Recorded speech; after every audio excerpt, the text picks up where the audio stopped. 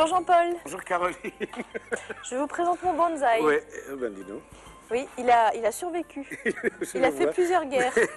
Il vit toujours. Bon, on va essayer de le retaper un tout petit peu. D'abord, bon, ce qui serait bien, c'est de lui faire une toilette. J'ai l'impression qu'il a dû souffrir soit d'un manque d'arrosage, suivi après d'excès d'arrosage. Enfin, c'est peut-être Ça, c'est pas. mon genre, oui. C'est peut-être Oui. pas. Oh, ça arrive. Écoutez, vous inquiétez pas.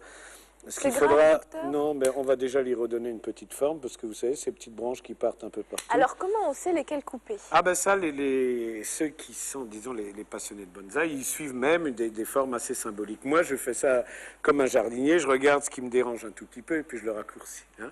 Donc c'est tout. Celle-là, même, je trouve qu'elle est mignonne. Là, par contre, il y en a une qui va, vous voyez, cette branche qui remonte vers l'autre.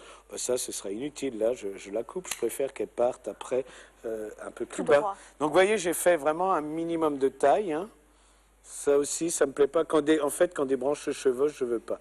Donc je supprime. Alors, il n'est pas couper complètement ici. désespéré parce que il fait des Il petites recommence feuilles. à... Hein. Voilà, mais je pense qu'à un moment, il a dû souffrir copieusement. Alors là, comme d'habitude, quand on va chez le docteur, on est presque guéri. Donc celui-là, il est bien humide, regardez. Donc, on va pas me dire, on a oublié de l'arroser. Non, non, regardez, il est tout mouillé.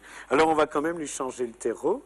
Donc je prends du terreau qui est bien léger, qui est additionné d'un peu de sable pour être mieux drainé. Puis là, on va essayer on va pas essayer, on va l'enlever. Vous voyez, il y avait déjà du terreau avec du sable.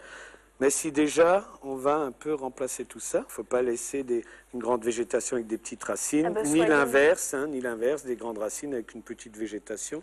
Mais là, comme on va l'installer dans son pot... Qu'est-ce qu'il faut faire attention, en fait, quand on a un bonsaï? C'est au niveau, d'abord, c'est de bien connaître ses besoins, hein. Aussi bien en exposition, puisque vous savez qu'il y a des bonsaïs d'intérieur et des bonsaïs d'extérieur. Donc déjà connaître de prime abord la plante, hein, savoir ce qu'elle a besoin. Et alors, au niveau, disons, quand on a un bonsaï qui est dans son intérieur, c'est surtout lui offrir un emplacement bien lumineux. Ça, ils en ont besoin, à moins d'avoir des plantes, disons... c'est moins courant, des plantes qui préfèrent pousser dans les endroits ombragés, mais normalement beaucoup de lumière. Et alors, il faut suivre l'arrosage, c'est-à-dire qu'il ne faut pas l'oublier pendant 15 jours. Et puis, il vaut mieux arroser un tout petit peu régulièrement, sans excès. Donc là, on le replace, je pense qu'il était comme ça. Hein. Et puis, on va lui redonner du nouveau terreau. Ce terreau contient des algues et un peu de compost, donc il sera quand même nourri. Mais ça, je vous dis, on fait vraiment le bonsaï en amateur, hein, en jardinier qui plante tout, hein. Pas parce que, comme dit, les passionnés de bonsaï, ils vont dire, mais il fait n'importe quoi. Ben, je fais un peu n'importe quoi et ça réussira quand même bien. On arrivera à le retaper. Là, il est replanté, il est dans son pot. Donc, quand vous arrivez chez vous, ma chère Caroline, vous lui donnez un peu à boire.